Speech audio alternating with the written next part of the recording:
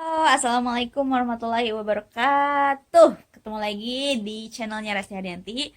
Dan buat teman-teman yang baru ketemu channel ini, jangan lupa buat subscribe, kemudian nyalain loncengnya biar update terus video dari Resti Hadianti. Oke? Boleh sekarang juga. Terima kasih. Nah, teman-teman, Resti ingin membuat challenge buat diri Resti sendiri, yaitu pengen sharing tentang buku yang udah dibaca. eh karena kenapa seringkali kalau udah baca buku itu ya udah kadang lupa sama isinya kayak gitu, atau baru banget beres barusan terus nge-review apa ya yang udah aku baca lupa gitu. Jadi biar mereview kembali dan memastikan bahwa Resti memahami apa yang Resti baca, Resti akan share, insya Allah setiap habis baca buku Resti akan share tentang isi bukunya, singkatnya itu yang Resti pahami.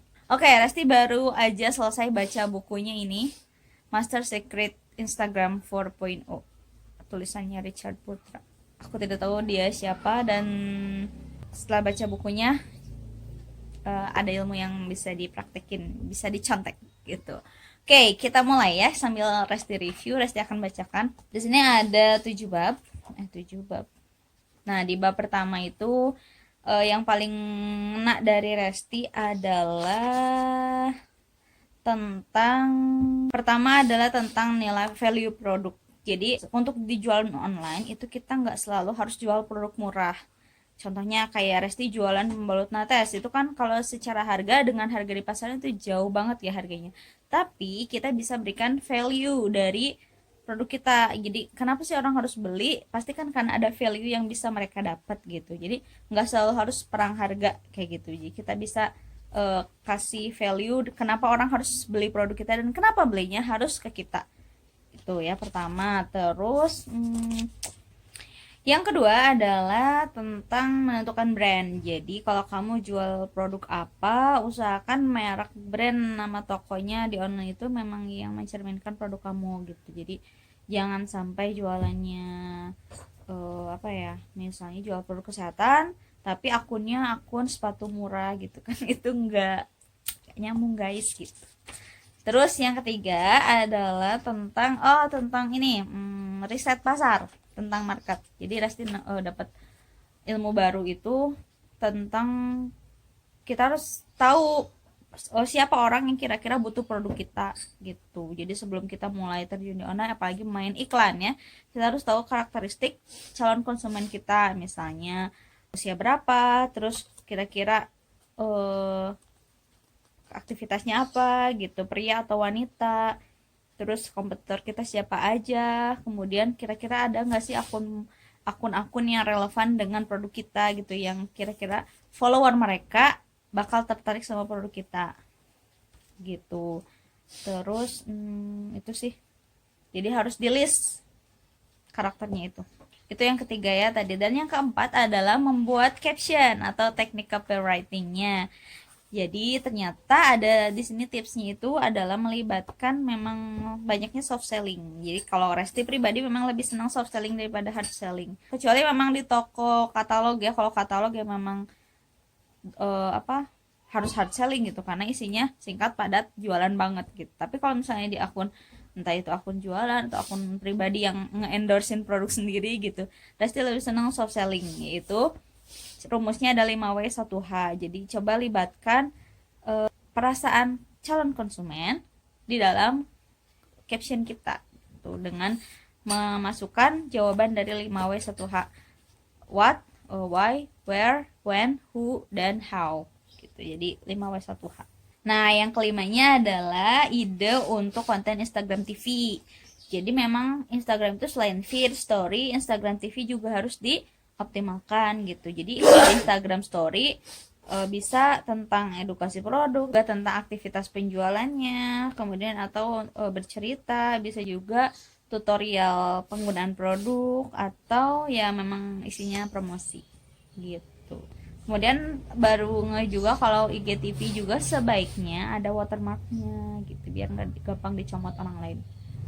Oke, terus dan rutin, bikin IGTV-nya yang rutin. Yang keenam adalah tentang SOP pekerjaan. Nah, kalau ini alhamdulillah baru banget sebelum baca buku ini Resti bikin SOP pekerjaan sendiri, dan itu lumayan ternyata setelah dieksekusi baru seminggu juga udah ternyata banyak sekali pekerjaan online itu gitu. Tapi nggak apa-apa, namanya juga ikhtiar ya gitu, usaha namanya juga. Jadi alhamdulillah enjoy aja. Jadi dibuat SOP-nya tuh dalam sehari kita ngerjain apa aja, di list, posting di mana aja, berapa banyak, kemudian harus nambah berapa kontak, berapa follower, terus harus interaksi dengan berapa orang, itu semuanya di list gitu. Ya, yang ketujuhnya adalah tentang beriklan. Jadi di sini dijelaskan sedikit tentang iklan, bahwa memang hampir semua pengiklan itu pasti mengalami yang namanya kerugian gitu. Jadi jangan berharap sekali iklan langsung berhasil mendatangkan profit gitu.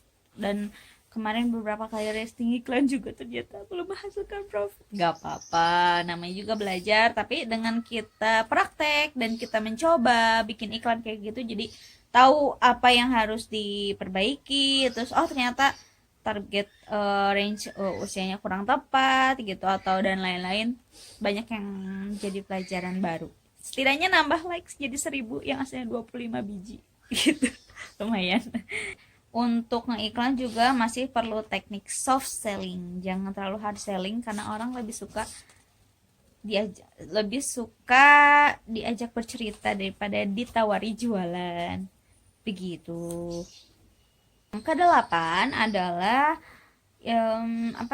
inspirasi untuk fokus kepada konsumen. Jadi memang kalau kita jualan, fokus kepada memberikan keuntungan untuk konsumen gitu. Jangan mikirin kita doang dapatnya gede gitu. Enggak gitu, Shay. Jadi kita harus fokus kebutuhan konsumen apa yang bisa bikin konsumen kita happy, terus sampai kita follow up-nya itu dengan memastikan barangnya udah sampai, sudah digunakan, sudah dirasakan manfaatnya. Kemudian kalau di ulang tahun kita ucapkan happy birthday gitu. Itu belum praktekin. Kemudian kasih banyak bonus sih, konsumen pasti happy. Dan satu lagi yang ke-9 adalah tentang sales funnel. Jadi ya memang proses jualan online itu cukup panjang, dari orang yang asalnya sama sekali nggak tahu produk kita edukasi sampai akhirnya mereka aware sama produk kita, tahu produk kita, sampai akhirnya mereka tertarik, kemudian menimbang-nimbang untuk beli nggak ya, sampai akhirnya closing, memutuskan untuk beli dan jadi pelanggan setia kita. Jadi prosesnya cukup panjang, tapi yang dipastikan adalah kita punya alur penjualannya gitu. Jadi kalau misalnya ada orang yang kontak via Instagram, apa yang harus kita lakukan berikutnya, sampai akhirnya dia bisa jadi pelanggan setianya kita. Panjang ya gitu, ya lumayan, tapi cukup menarik. Dan yang 10 ada tentang mentor bisnis online. Nah, jadi kalau kita mau cari mentor bisnis online, pastikan dia tidak hanya mengerti teori, tapi juga jadi pelaku bisnis online-nya gitu. Jadi nggak sekedar jual e-course, tapi memang dia sendiri pelaku gitu. Jadi biar kayak Resti sekarang merintis melakukan semua apapun, trial and error juga, ngulik dan belajar banyak gitu.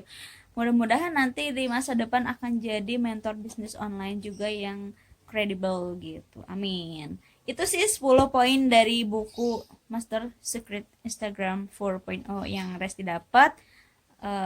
Semoga bermanfaat buat teman-teman, dan yang buat jualan online jangan putus asa karena segala sesuatunya itu butuh proses gitu, sabar. Berjuang sama-sama, semoga dilancarkan urusannya dan dimudahkan rezekinya. Wassalamualaikum warahmatullahi wabarakatuh.